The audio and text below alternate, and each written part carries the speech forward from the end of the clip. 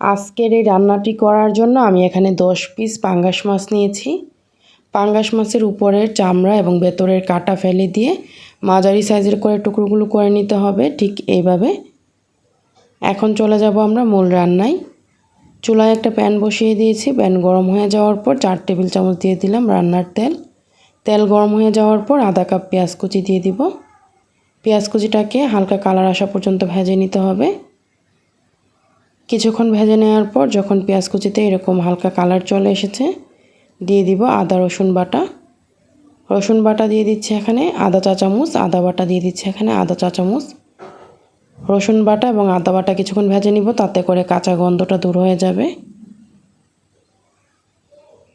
আদা রসুন বাটা কিছুক্ষণ ভেজে নেওয়ার পর যখন কাঁচা গন্ধ দূর হয়ে গিয়েছে, এখন আমি শুকনো মশলাগুলো দিয়ে দিব। প্রথমে দিয়ে দিচ্ছি এখানে ধনিয়া গুঁড়া 1 চা চামচ, মরিচ গুঁড়া দিয়ে দিব এখানে 1 চা চামচ, হলুদ গুঁড়া দিয়ে দিব এখানে 1 চা চামচের চেয়ে কিছুটা কম, লবণ স্বাদ মতো, সামান্য একটু পানি দিয়ে দিলাম যাতে মশলাটা পুড়ে না যায়। এখন এই মশলাটাকে কিছুক্ষণ কষিয়ে নিব। মশলাটাকে আমি প্রায় 5 মিনিট কষিয়ে নিয়েছি। আর 5 মিনিট ভালোভাবে কষিয়ে নেওয়ার পর দিয়ে দিব এখানে টমেটো। বড় সাইজের 2টি টমেটো আমি এইভাবে কেটে তারপর দিয়ে দিলাম। আর এখানে কাঁচামরিচ ফালি দিয়ে দিলাম কিছু, তবে ঝালের পরিমাণটা আপনারা যেরকম পছন্দ করেন তেমনই দিবেন। ঢাকনা দিয়ে ঢেকে আমি এই টমেটো এবং মশলাটাকে আরও 5 মিনিট কষিয়ে নিব।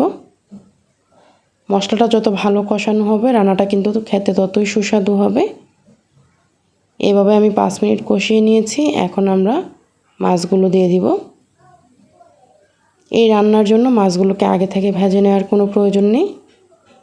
সবগুলো মাছ দেওয়ার পর মশলার সাথে নেড়ে মাছগুলোকে কষিয়ে নিতে হবে একটু সময় নিয়ে।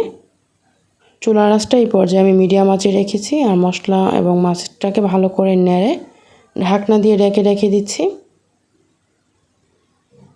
2 মিনিট পর ঢাকনাটা তুলে আবারও নেড়ে দিব, যাতে করে মশলাটা নিচে দিয়ে পুড়ে না যায়, এদিকটা খেয়াল রাখতে হবে।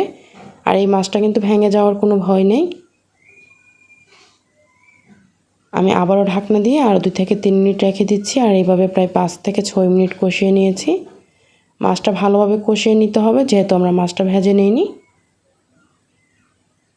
মাছটা ভালোভাবে কষানোর পর এখানে 1 কাপ পানি দিয়ে দিব। পানি দিয়ে আবারও নেড়ে ঢাকনা দিয়ে রেখে দিব। চুলার আঁচটা ফুল আঁচে রেখে অপেক্ষা করছি কিছুক্ষণ পর ঢাকনাটা তুলে নিলাম। আর এই পর্যায়ে দিয়ে দিব এখানে জিরা গুঁড়া আধা চা চামচ। এখানে টালা জিরা গুঁড়া ব্যবহার করা হয়েছে। তারপর নেড়ে ঢাকনা দিয়ে রেখে দিচ্ছি পুরোপুরি রান্নাটা হয়ে যাওয়া পর্যন্ত। কিছুক্ষণ পর তেলটা বেশি এসেছে আর রান্নাটা একদম মাখা মাখা হয়ে গিয়েছে। এখন দিয়ে দিব এখানে ধনেপাতা কুচি। ধনেপাতা কুচিটা দেওয়ার পর নেড়ে মিশিয়ে নিতে হবে, যাতে করে ধনেপাতা কুচির ফ্লেভারটা সুন্দরভাবে ছড়ায়। এখন চুলা থেকে নামিয়ে একটা সার্ভিং ডিশে নিয়ে নিব।